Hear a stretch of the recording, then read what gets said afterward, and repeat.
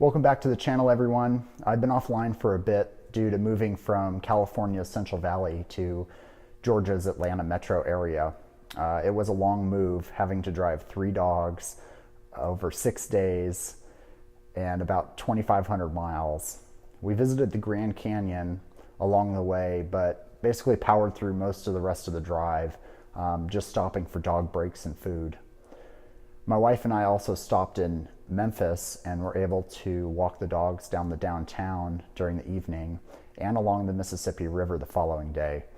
I had never done that long of a drive before, and I don't really recommend it, but it was fun seeing the landscape and the change through all the different states. It seemed as though each state brought a different look and feel to it, pretty much right at the border. After the drive, we got to stay nearly a month in a hotel while we waited for our house to close.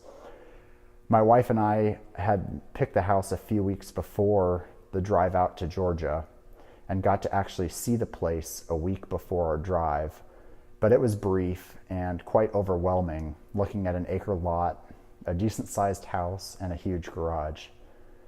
At the time, the house was full of stuff. There was an old 6 Series here in the garage, and it turned out to be the neighbor's. I later found out that his wife didn't know that he owned the car at all, and she still doesn't know.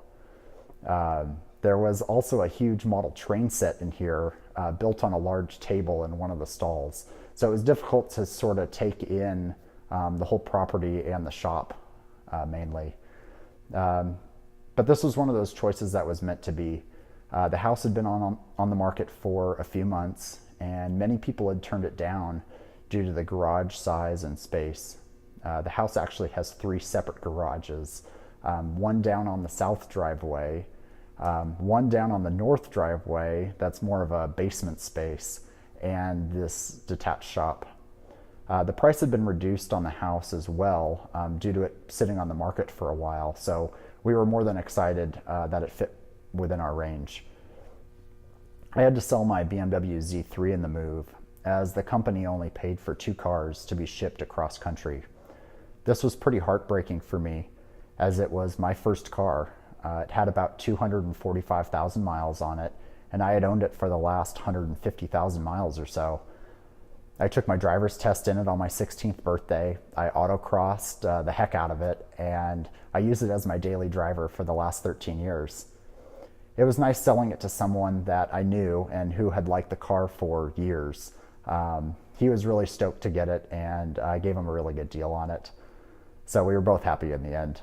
I still have the Porsche C4S and the Jag XKR to take residence in my new space. This garage is fully outfitted with an office, a bathroom, a water heater, air conditioner, and a heater, along with an upstairs storage area. There's 2 fans in the ceiling. There's an air compressor that sits outside under the deck.